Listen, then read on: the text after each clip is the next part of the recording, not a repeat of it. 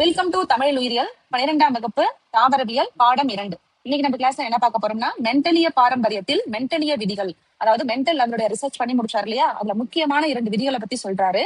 First விதி ஓங்கு தன்மை விதி, இரண்டாவது தனித்து பிரிதல் விதி அப்படின்னு 2 விதிகளை பத்தி சொல்றாரு. அதுல ஃபர்ஸ்ட் நம்ம ஓங்கு தன்மை விதி பத்தி பார்க்கலாம். பண்புகள் காரணிகள் என்றழைக்கப்படும் தனித்தியங்கும் அலகுகளால் கட்டுப்படுத்தப்படுகிறது. எதிரிடை பண்புகளுக்கான இணை காரணிகள் ஒன்று ஓங்குத்தன்மையுடன் மற்றொன்று ஒடுங்குத்தன்மையுடன் காணப்படுகிறது. இந்த வார்த்தையை கவனிச்சுக்கோங்க, நான் உங்களுக்கு சொல்றேன். ஒரு ஓங்குத்தன்மை இருக்கு, இன்னொன்னு ஒடுங்குத்தன்மை இருக்கு.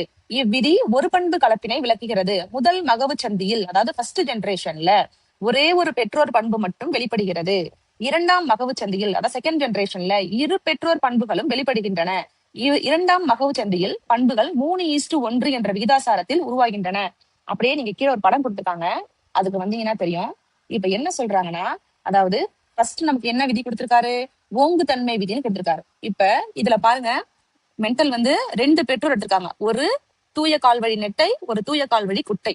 இப்ப இந்த உயரமான பிளான்ட்டையும் குள்ளமான பிளான்ட்டையும் ரெண்டுத்தையும் என்ன செய்யறாரு, கிராஸ் பண்றாரு. கிராஸ் பண்ணும் போது ஃபர்ஸ்ட் ஜெனரேஷன்ல, அதாவது மகவு சந்தி, முதல் மகவு சந்தியில ஃபர்ஸ்ட் ஜெனரேஷன்ல நமக்கு எப்படி கிடைக்குது, கிடைக்கிற எல்லா பிளான்ட்டுமே பாருங்க நெட்டை நெட்டை நெட்டை நெட்டை. இதுல யாரே வரவே இல்லை. நம்ம இந்த குட்டையான தாவரத்தையும் சேர்த்திருக்கோம். ஆனா ஒரு இடத்துல கூட என்ன பண்ணவே இல்லை, குட்டை தாவரமே வரவே இல்லை. வந்த எல்லாமே என்ன வந்திருக்கு, நெட்டை தாவரமாவே தான் வந்திருக்கு. அப்படின்னா முதல் ஜெனரேஷன்ல F1 எந்த விதியை பின்பற்றி இருக்கு, ஓங்கு தன்மை விதி. இந்த இடத்துல ஒடுங்கு பண்புங்கிறது வரல. ஓங்கு தன்மைங்கிறது உயரமானது, ஒடுங்கு தன்மைங்கிறது குட்டை. அப்ப அந்த ஒடுங்கு தன்மையானது எந்த இடத்துலயுமே வெளிப்படவே இல்லை. எல்லாமே யார மாதிரி இருக்குன்னா அந்த நெட்டையான பெற்றோர்கள் மாதிரியே இருக்கு. அப்ப F1 ஜெனரேஷன்ங்கிறது எந்த விதியை ஃபாலோ பண்ணி இருக்குன்னா நமக்கு ஓங்கு பண்பு விதியை ஃபாலோ பண்ணிருக்கு. அப்படியே பாருங்க, இப்ப ஓங்கு பண்பு இருக்கு இல்லையா, அந்த 4மே எப்படி வந்திருக்கு, நெட்டையா வந்திருக்கு. இந்த நெட்டையை நம்ம என்ன செய்யறோம்னா 2வது ஜெனரேஷனுக்கு மறுபடியும் கலப்புறம் செய்யறோம். 2வது ஜெனரேஷனுக்கு கலப்புறும் போது இங்க பாருங்க, நெட்டை தாவரம் நெட்டை தாவரம் நெட்டை தாவரம் குட்டை தாவரம். இந்த இடத்துல பாத்தீங்கன்னா 3 நெட்டை தாவரங்களும் ஒரு குட்டை தாவரமும் வந்திருக்கு. இப்ப இந்த இடத்துல முதல் ஜெனரேஷன்ல எல்லாமே நெட்டை தான், ஓகேவா. ஆனா 2வது ஜெனரேஷன்ல 3 நெட்டை தாவரமும் ஒரு குட்டை தாவரமும் வந்திருக்கு. அப்ப 2வது ஜெனரேஷன்ல யாரு வந்திருக்கா, 2 பெற்றோருமே கிடைச்சிருக்காங்க. உயரமான பெற்றோரும் இருக்காங்க, குள்ளமான பெற்றோரும் இருக்காங்க. அப்ப இந்த 2வது ஜெனரேஷன் எந்த விதி கூட ஒத்து போகுது அப்படின்னா தனித்து பிரிதல். தனித்து பிரிதல்னா என்ன அர்த்தம், என்னதான் நம்ம உயரம் குட்டை அப்படி கலந்து வந்தாலும் ஒரு ஜெனரேஷன்ல அந்த கேரக்டர் வெளிப்படலைன்னா கூட இன்னொரு ஜெனரேஷன்ல அந்த பேரண்ட் வந்துடுச்சு. எப்படி நம்ம மிக்ஸ் பண்ணி வச்சாலும் அந்த முதல் பேரண்ட் இருக்காங்க இல்லையா, அந்த குட்டையான பேரண்ட், அவங்க இந்த 2வது ஜெனரேஷன்ல வெளிப்பட்டுட்டாங்க. இதுக்கு பேருதான் தனித்து பிரிதல் விதி அப்படின்னு சொல்லுவோம், ஓகேவா. இப்ப அதுல உங்களுக்கு என்ன கொடுத்துருக்காங்க, அந்த விகிதம் எல்லாம் கொடுத்துருக்காங்க பாருங்க. இரண்டாம் மகவு சந்தி மரபணுவாக்க வகைகள்.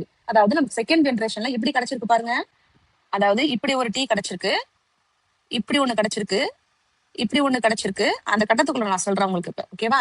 இப்படித்தானே கிடைச்சிருக்கு. அப்ப தூய பெற்றோருங்கிறது 1, 2மே கேபிட்டல் டீயா இருக்கு, ஓகேவா. அடுத்து 2ம் கலந்தது 1 இருக்கு, திரும்ப இங்க 2ம் கலந்தது 1. அப்ப இதை நம்ம என்ன பண்ணிக்கலாம், 1+1 2ன்னு வச்சுக்கலாமா. அடுத்தது தூய குட்டை பெற்றோர் 1 இருக்காங்க. அப்ப இது என்ன ரேஷியோ சொல்லுங்க, 1 இருக்கு பாருங்க, 1:2:1 இந்த ரேஷியோ கிடைச்சிருச்சா. இப்ப 2வது பாருங்க, தனித்து பிரிதல் விதி. தனித்து பிரிதல்னா எப்படிதான் நம்ம ஒரு குள்ளமான பெற்றோர் உயரமாக இருக்கிற பெற்றோர் கூட கலந்தா கூட செகண்ட் ஜெனரேஷன்ல என்ன பண்ணிடுச்சு, அந்த குள்ளமான பேரண்ட் நமக்கு வெளில தெரிய ஆரம்பிச்சிட்டாங்க. கேமீட்டுகளின் தூயத்தன்மை, இப்படி கூட உங்களுக்கு கொஸ்டின் கேட்பாங்க. கேமீட்டுகளின் தூயத்தன்மைன்னு எதை சொல்றோம், மென்டலோட 2வது விதியை சொல்றோம். இப்படியும் கேட்க வாய்ப்பு இருக்கு. கேமீட்டுகள் எப்பொழுதும் கலப்புயிர்களாக இருப்பதில்லை. ஏன்னா ஏதோ ஒரு கட்டத்துல 2 ஸ்மால் டி வந்துடுச்சு, இல்லைன்னா 2 கேபிட்டல் டி வந்துடுச்சு, ஓகேவா. இந்த படத்தை பாருங்க, இதுல தெரியும் உங்களுக்கு.